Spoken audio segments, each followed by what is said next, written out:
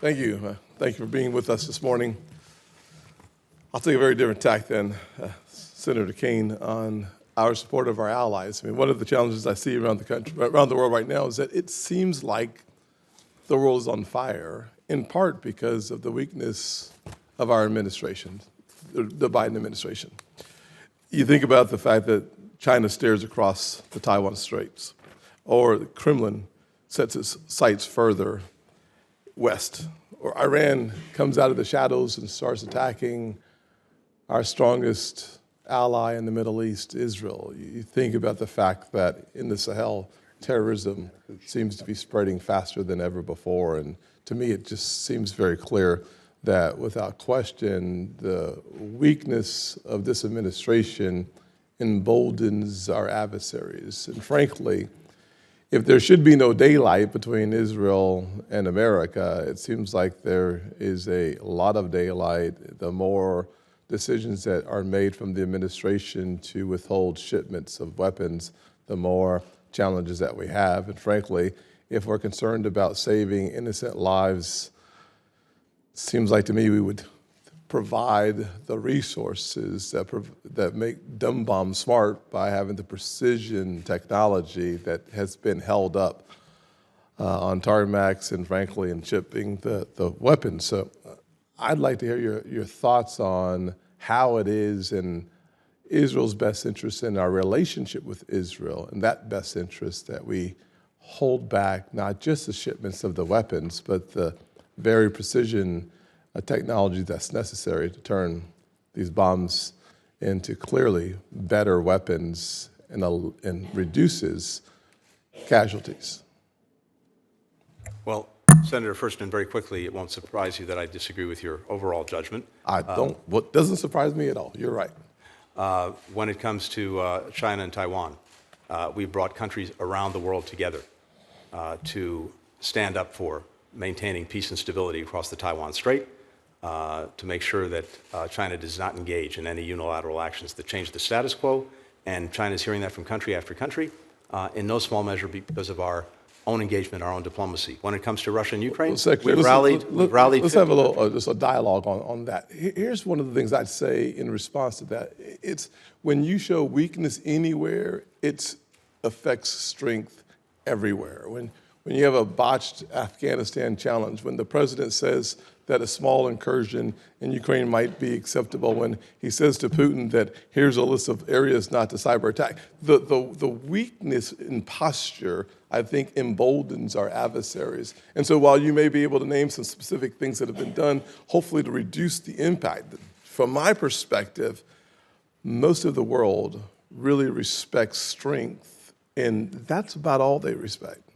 They respect strength and they respect wisdom. And what I'm seeing and hearing around the world is that we're demonstrating both. We've made major investments in ourselves that have put us in very good standing around the world, particularly in the competition with China as well as with Russia in different ways. We've managed to rally 50 countries in Ukraine's defense, prevented Russia from erasing Ukraine from the map, making sure that it has what it needs to defend itself, to stand up and even push back the Russian aggression. When it comes to Iran, which you mentioned as well, and I mentioned this, I think, maybe, Senator, before you were in the room.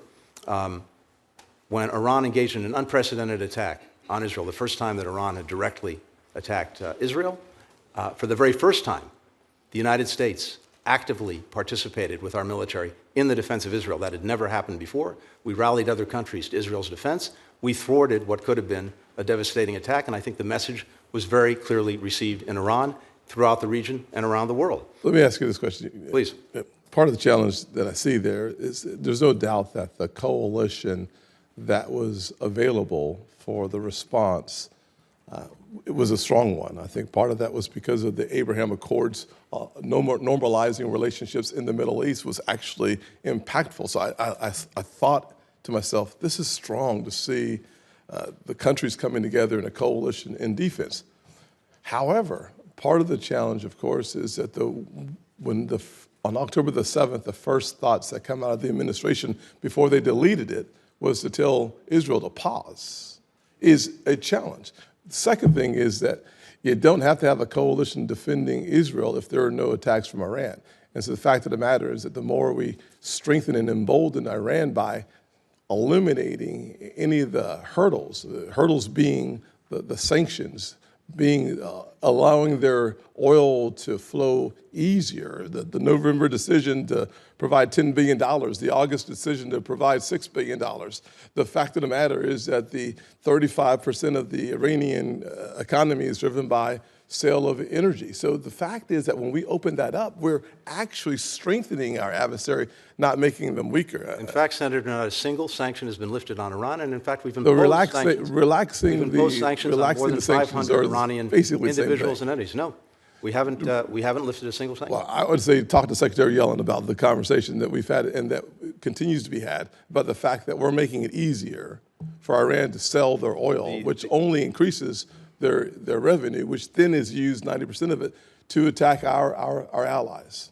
Well, in the case of the $6 billion that you referenced, yes. Iran has not accessed any of that. That was a channel that was established by the previous administration to find a secure way. You're a really intelligent guy. You're a really intelligent guy. The fact of the matter is that we all know that money is fungible. So let's not pretend that we don't know that. So you put a credit on a balance sheet. The bottom line is you should expect that credit to be used in any form or fashion that they decide to do so. So do you think our not having the IAEA Board of Governors censure Iran was a good thing or not? It depends entirely on what we're trying to achieve and the best way to achieve it. More than unfortunately, one of the worst decisions made was to get out of the Iran nuclear agreement, which had put Iran's nuclear program in a box. Now we're dealing with a situation where the restraints that were imposed on Iran by that agreement gone away, and Iran has been proceeding whole hog toward developing the fissile material that it needs to produce nuclear weapons on very short order. We had breakout time pushed back beyond a year. Breakout time is now 2 to 3 weeks. So one of the critical things is, and we've lost access that we've had, one of the critical things is to make sure that the IAEA has the chairman would access it needs. Allow a response. Absolutely. Thank you very much. And whether and what the most effective way at the IAEA is to get the access it has, and also to ensure that Iran is moving back on the steps that it's taken to enrich its material. I'll just say this, that anyone who thinks that having a nuclear Iran is going to make them more peace-filled is ridiculous, number one. Number two, to suggest that somehow the JCPOA was the contract that stopped Iran from doing anything. In the midst of the JCPOA, they were already testing ballistic missiles. They had breached the JCPOA so many times that it was remarkable that we would even have a conversation about bringing that back into the conversation.